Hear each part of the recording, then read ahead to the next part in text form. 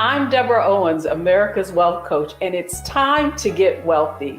You're going to learn exactly what you need to do to finally achieve the level of financial success that you desire and you deserve. So many Black women are coming out of graduate school with enormous amount of student loan debt. In fact, many have on average $75,000 in student loan debt. And many times those same women go into the public sector with the hopes that their student loans will eventually be forgiven. Well, the truth is, since the public student loan forgiveness program was introduced, 98% of applications have been rejected. Well, today, we're going to hear from someone who, because of the recent changes in the program, was able to have almost 6 figures of student loan debt forgiven. And so I'm really, really excited about this conversation. But here's what I want you to know. What they don't want you to know is that student loan debt is not good debt. And then in addition to that, so many people take out student loan consolidation loans and they're private. And that could be detrimental in the long run. And then finally, the recent public student loan forgiveness changes are temporary. And that's why you want to act right now. And that's why I want to have this conversation with our guest today, because she is like so many women that I describe, a pharmacist and someone that pursued her graduate degree. And so I want to welcome Stacy McCoy to our program today. Welcome to Get Wealthy, Stacy. Thank you for having me. Well, I'm excited to have this conversation because, as you know, we focus on this topic a lot in Wealthy You. But before we really get into this conversation, I want our audience to know just a little bit about yourself. I told them, some information, but talk to us. Just who is Stacy McCoy? Okay, so I'm originally from Houston, Texas. I think that's the first part. Texas. Anyone that's from Houston needs to let you know they're from Houston. So I'm originally from Houston, Texas. I went to undergraduate and graduate school the first time at Clark Atlanta University. Graduated from there and went to pharmacy school. I stayed in Atlanta, went to Mercer University, did a residency. This was years ago, almost 20 years ago, in Savannah, Georgia. And so since that time, I have worked at community institutions, large teaching institutions in the Southeast. I've always practiced in the Southeast.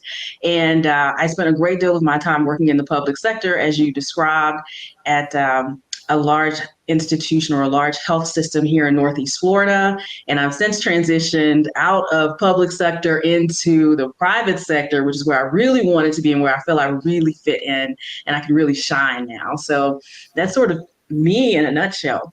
No, I love that. And what's interesting about you, Stacy, is you have followed the path of so many Black women specifically who are pursuing, the American dream and financial success. And so during our conversation today, what I want to get underneath really is just what your beliefs were and why you pursued the path that you did, and then how you were able to actually achieve this recent result. And so when we come back, our whole framework for the show is mindset, strategy, and execution. And when we come back, I really want to talk with Dr. Stacy McCoy about the mindset and the beliefs that she had as she pursued her career as a pharmacist. So when we come back, folks, it's all about mindset.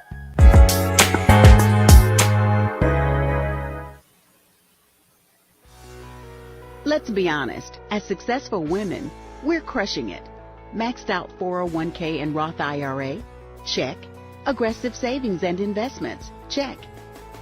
Yet, the freedom our success was supposed to buy can leave us stuck on the 6-figure hamster wheel, watching retirement slip further down the road. There's another way. Get coaching courses and community at wealthyu.com. Hi, I'm Isaac Hayes III, founder and CEO of Fanbase.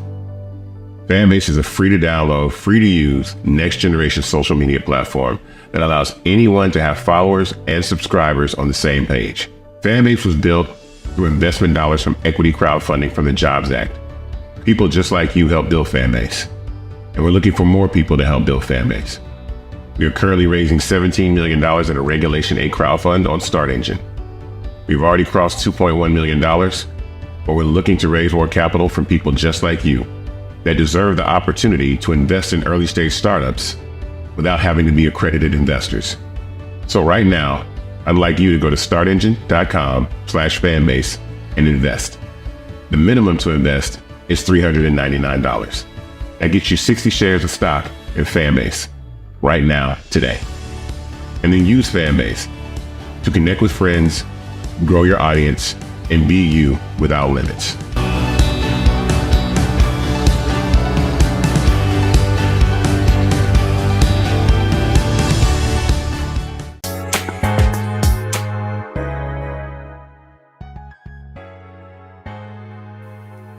It all starts with mindset, strategy, and execution on this show. And so now I want to talk with Dr. Stacy McCoy about her mindset on pursuing these degrees, and the student loan debt that came along with it. So, Dr. Stacy McCoy, I'm so excited to be having this conversation. I'm glad to be here. I know so many other colleagues that are in a similar situation, and anything I can do to help other women put the pieces of the puzzle together it's definitely helpful for everyone.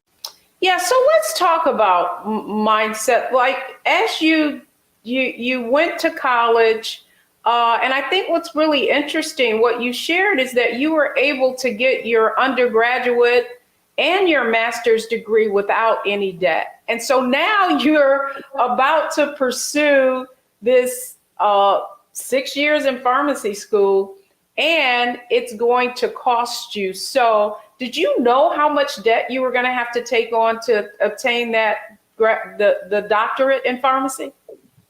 I think I knew the number, but I didn't have an understanding about what that would look like long term. And so you're pursuing this doctorate degree. You come out with so how long did it take you to finish, though? Were you working and going to school at the same time? Yeah, I guess so. So pharmacy school for me was 4 years, and I did have a job at a chain drugstore, and it was just a small job. I was an intern, so I might have been making $12 to $14 an hour. I really don't remember at this point, but I did have a job quite some time ago. Yeah. But my thought was just about, mindset. You're pursuing this degree. How much income did you think you were going to be able to earn, and how did you think you were going to be able to pay off that student loan? How long did you think it would take you? So I thought, I knew when I'd heard, we talked, all my friends, like, once you become a pharmacist, and this was actually a long time ago when pharmacists were in short supply, people were getting sign-on bonuses, cars. Again, I said, this is a very long time ago. This is before the market was super saturated. And I knew that I would be making six figures. And for us, as a people of color, most of us don't have anybody in our families making six figures. And so we have always been told that that was a lot of money. Like, you could do so much if you could just get to that point. And that's what I wanted to do. I just needed to get there. However, I got there. I needed to get there. And so you get this college degree, you come out, you get this graduate degree, you're now a doctor. And do you realize that six-figure salary? You do. I did a postdoc for 1 year in Savannah, and at that point, I really wasn't making a whole lot. I think I was probably making about $35,000. So you sacrifice for one more year. But then after that, once you do take your first position, you get the money. But I hadn't had any counseling about this is your loan. It's like a mortgage, right? So this is your loan. This is how you're going to pay it off. This is how long it's going to take. This is what that's going to look like for you in the future. I never really had anyone to talk to me about what that would look like and what other sacrifices would need to be made in order to satisfy that debt. And so when you're making this money, you get your first student, your first payment. Like, at what point after you finish this degree do you have to start paying on the loan? You have 6 months. And I remember signing up for what at the time was called a graduated plan. And that meant that every 5 to 7 years, I think, your payments would increase. And might have started out paying $300 to $400 a month. It wasn't a whole lot. And I just knew that in time it would go away. The belief that this road to financial success. So you really bought into the idea that so many, myself included, bought in, and my parents, wanted for me. And that was if I got that great 6-figure income, that, that financial success would be obtained that way. And so when we come back, you've got all this debt, your loans are you're paying smaller payments. And when we come back, I really want to talk about, as you begin to understand the weight of what that debt would be, like, what were your earlier strategies? So when we come back, we're going to talk to Dr. Stacy McCoy about coming out of pharmacy school with this 6 figures in debt and not really realizing what the long-term implications would be for that.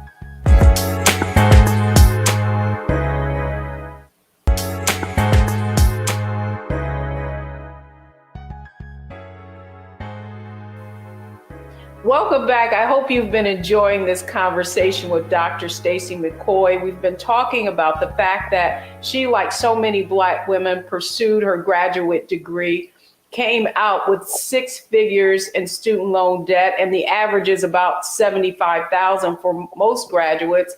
And now she's got smaller payments, but let's talk about what were the implications of carrying that debt. And so, Dr. Stacy McCoy, thank you so much for, just having so much transparency about the mindset and the belief that you had around, I'm going to be making 6 figures. If I just make these payments, eventually they'll go away.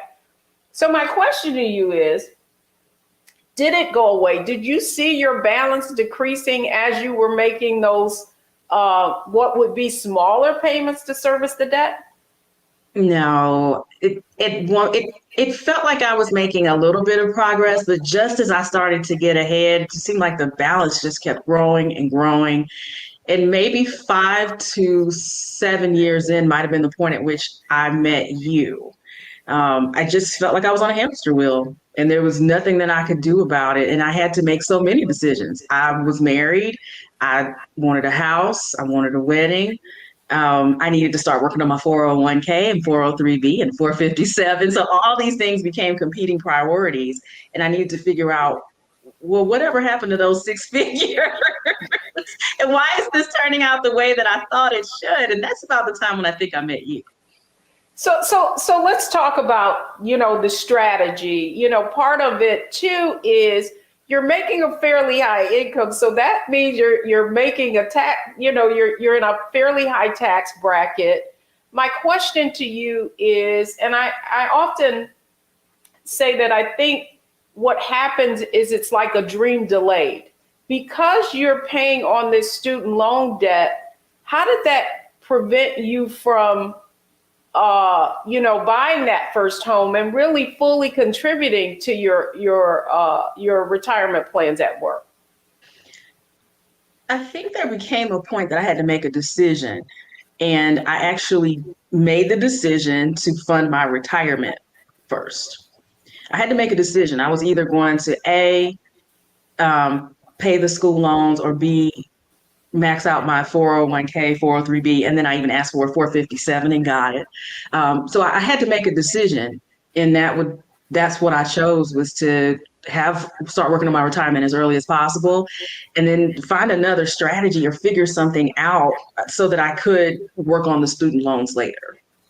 Yes, and so I want to talk about that from a strategy standpoint. Is okay, you make the decision, then you know that if you don't start to contributing to your retirement plan, you're losing out on two things, basically saving on taxes, right? Because you have a high income, but also that debt is continuing to creep up.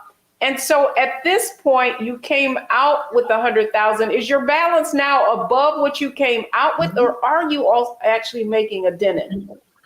I was making a small dent, but not much. Not enough so that it would count. And, you would still see your balance is still, high 90s. And at that point, you're thinking, well, this is a house. Well, nobody told me I was signing up for a mortgage. I think if someone had said you're buying a house, I would have seen this differently. It's a house. I know, but and then the other question I have for you is, I don't think people understand the trauma that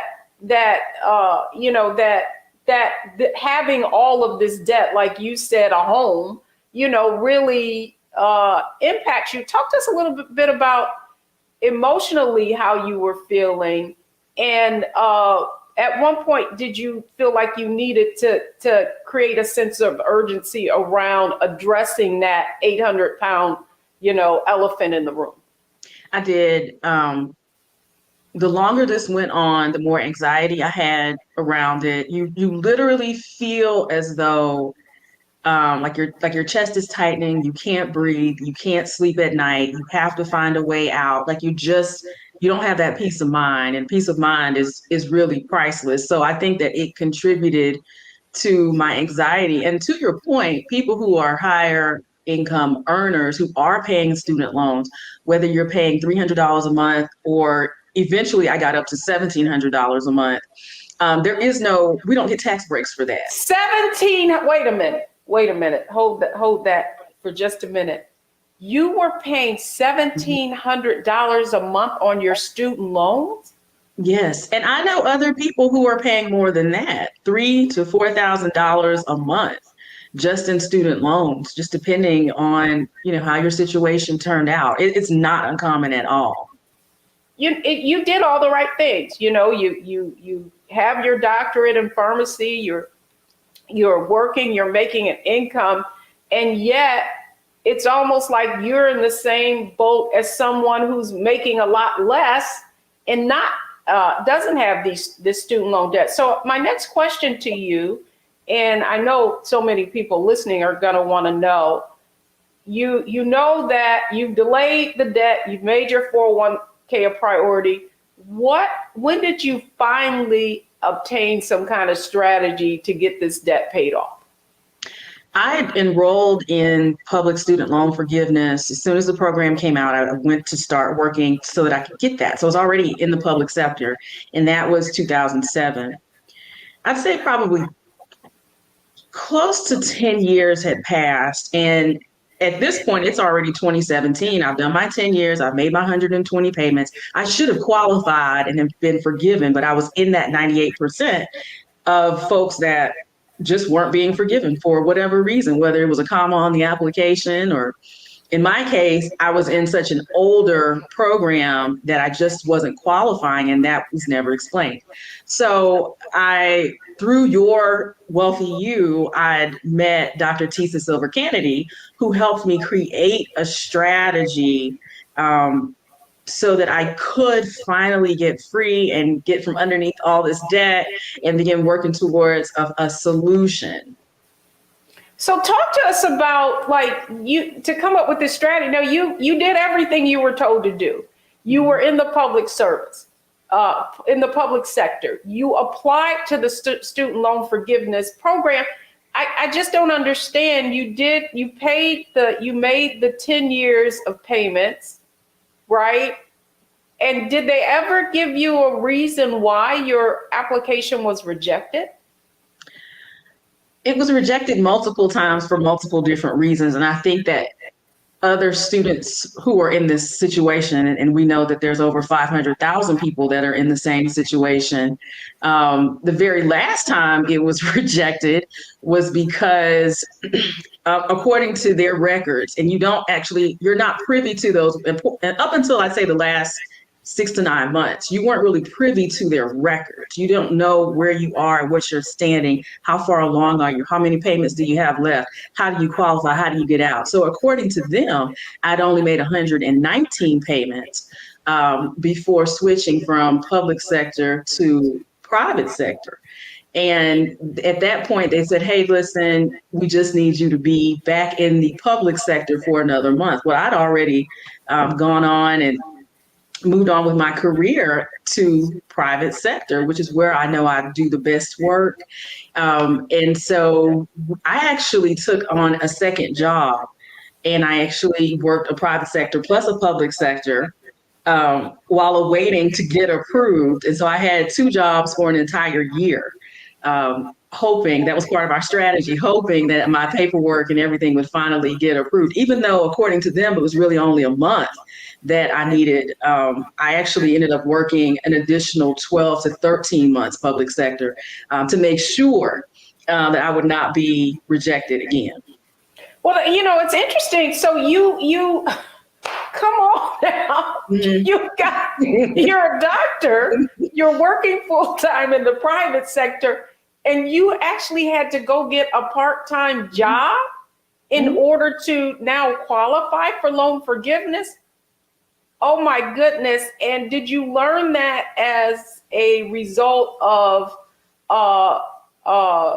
your relationship with Dr. Tisa Silver Kennedy, her work? If you haven't seen the program, we've interviewed her as well. And she's really helping folks kind of navigate what is a gauntlet when it comes to, understanding whether or not you can qualify or how to qualify. That is correct. And it wasn't until this past October that they relaxed some of the restrictions and rules and regulations that they had around public student loan forgiveness that I was finally able to check all the check boxes. I had paid all the payments. They had documentation that I paid all the payments. I was in public sector and private sector. I mean, everything finally came together once the Biden-Harris administration finally pushed everything through for so many people. And it was tough. It was tough watching other people get forgiveness and sort of waiting, when is my turn? And reading through different forums and writing Congress folks and senators like, hey, look, there are those of us out here who are really struggling. And some of us are working 2 jobs during the pandemic.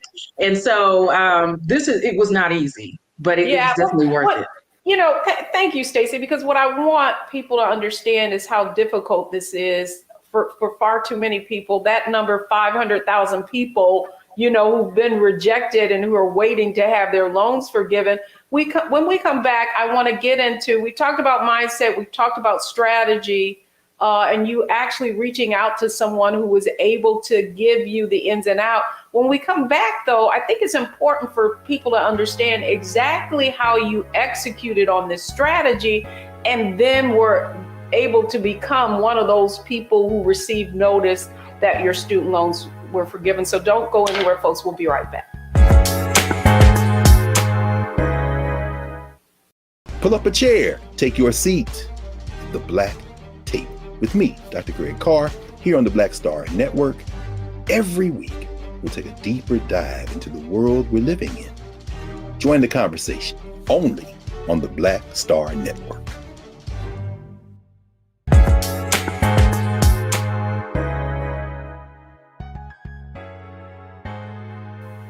Welcome back to Get Wealthy, everybody. I'm Deborah Owens, America's Wealth Coach, and we're having a fascinating conversation with Dr. Stacy McCoy about her financial journey and her financial journey as it related to acquiring almost 6 figures in student loan debt. So, Dr. Stacy McCoy, I really want to now talk about you. So you had the strategy now. What did you have to do to actually get to the promised land, right? And actually eventually receive that. I mean, after hearing your story, that's what I really feel like. What did you have to do in order to execute on the strategy that you had? Once the information came out, I think that was October 6th of 2021, that they were changing the rules and regulations, the website actually said, do nothing and we'll contact you. And so I thought, okay, let me just sit back as best I could and let them contact me. Of course, that lasted about 30 days because remember, I've been waiting for 4 years. So I'd say 30 days after that, maybe November 6th or 7th, I thought to myself, I'm not waiting another minute. And I filled out the application. Again, at this point, this has got to be my 6th or 7th time filling out this application. So I filled out the application again. I sent it in, and that was early November. And I received approval on January the 16th. I think it's January the 16th, 2022. So it took about 60 days to receive approval, and there was no email, there was no letter. I literally just logged into my account at one of the loan servicers and I saw that things looked different. And that's how I knew that something was going on. So I contacted Dr. Tisa Silver and I said, I think something's going on. And she said, I think you might have been in that wave of folks that were just forgiven. And so we began working to ensure that this was true. Eventually, I did receive official paperwork in the mail, and that's how we made it to the promised land, so to speak. I don't know if I'm in the promised land, but I'm getting there. Yeah, well, the promised land in that, you had almost 6 figures of student loan debt forgiven. And what I want from this conversation for people to understand your tenacity and your perseverance in making it to this stage. And so finally, I would love it if you would just leave our audience with some final thoughts on what you learned and what you think they should do if they're in a similar situation. I think documentation is always important. We learn that as we attend HBCUs. Keep up with your documentation and make photocopies. That's the first thing. Step one. The next thing is to have a strategy, work with someone who is a professional to make sure that all your bases are covered, and then execute. And even if it means you working multiple days, whatever it is definitely worth it, because I ended up working, I think I would work 12 on and then I would take 2 off, and then 12 on and I'd take 2 off. Being on the other side now is definitely, it was worth it. So get your documentation together, print out everything that you can from their website, work with a professional who can help you execute, and do not give up. Just keep going, do your part, stay calm, and be prepared to know that good things are coming, and that the peace of mind you have when you are debt free, because not only did I get the forgiveness, but I was also refunded. I think that's another important thing that people probably don't know. I was refunded every single penny that I overpaid. And there are other people getting refunds, and I don't think that we know that either. So yes, if you were right all along and you overpaid, you will get your money back. And I think that's really important. Well, that's, I am so happy for you. And, because we've known each other for years, and, certainly I've been on the path with you as you've learned how to invest and take advantage of the opportunities in your 401k and learning how to invest. But, what I didn't realize is the other side of that coin. And even though you had made the decision to move forward in building wealth, that how much of weight that debt was having on your ability to be truly financially free. And so I just want to say publicly to you how grateful I am for your willingness to have this conversation and encourage others who could find themselves in this situation. So Dr. Stacy McCoy, as always, thank you so much. And I am so happy that this situation had the outcome that it did. Thank you. Thank you for all of your help. And none of this wouldn't have been possible if I hadn't been a Wealthy You member, because you opened the doors and allowed us to meet other people and to have the resources that we need to move forward and to become educated on so many things. I appreciate that. Dr. Stacy McCoy, thank you so much. And when we come back, there are some takeaways from this conversation that I want to make sure that you get and that you're able to act on. So when we come back, it's our Analyze, Optimize, Maximize segment, and we'll be right back.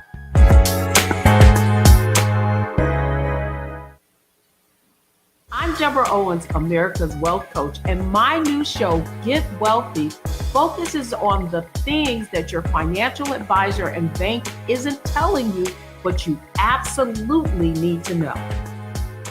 So watch Get Wealthy on the Black Star Network.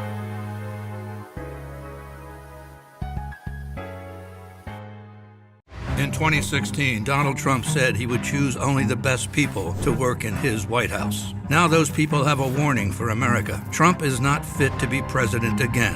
Here's his vice president. Anyone who puts themselves over the Constitution should never be president of the United States. It should come as no surprise that I will not be endorsing Donald Trump this year. His defense secretary. Do you think Trump can be trusted with the nation's secrets ever again? No. I mean, it's just irresponsible action that places our service members at risk, places our nation's security at risk. His national security advisor. Donald Trump will cause a lot of damage. The only thing he cares about is Donald Trump. And the nation's highest ranking military officer. We don't take an oath to a king or a queen or to a tyrant or a dictator. And we don't take an oath to a wannabe dictator. Take it from the people who knew him best. Donald Trump is a danger to our troops and our democracy. We can't let him lead our country again. I'm Kamala Harris, and I approve this message. When you talk about blackness and what happens in black culture, we're about covering these things that matter to us, speaking to our issues and concerns. This is a genuine people-powered movement. There's a lot of stuff that we're not getting. You get it, and you spread the word. We wish to plead our own cause. Too long have others spoken for us. We cannot tell our own story if we can't pay for it. This is about covering us. Invest in black-owned media. Your dollars matter. We don't have to keep asking them to cover our stuff. So please support us in what we do, folks. We want to hit 2,000 people, $50 this month, raise $100,000. We're behind 100,000, so we want to hit that. Y'all money makes this possible. Checks and money orders go to P.O. Box 57196, Washington, D.C. 20037-0196. The Cash App is $RM Unfiltered. PayPal is R Martin Unfiltered. Venmo is RM Unfiltered. Zelle is RolandSMartin.com. We wish to plead our own cause. Too long have others spoken for us. This is an opportunity for us to be able to speak to our issues. Y'all better understand something real quick. We ain't going nowhere. It is a continual battle that we see all across this country. Revolution will not be televised. The revolution will be streamed. All momentum we have now, we have to keep this going. He makes sure that our stories are told. Roland Martin's doing this every day. You can't be black-owned media and be scared.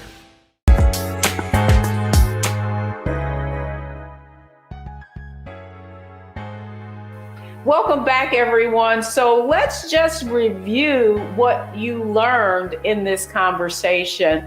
First, the first aspect of it is really you've got to analyze your situation. The reason that Dr. Stacy McCoy was able to really take advantage of the change in this new public service loan forgiveness program is she had already positioned herself to take advantage of it, really dotting her I's and crossing her T's. Secondly, you have got to optimize. You've got to really look at what's your situation.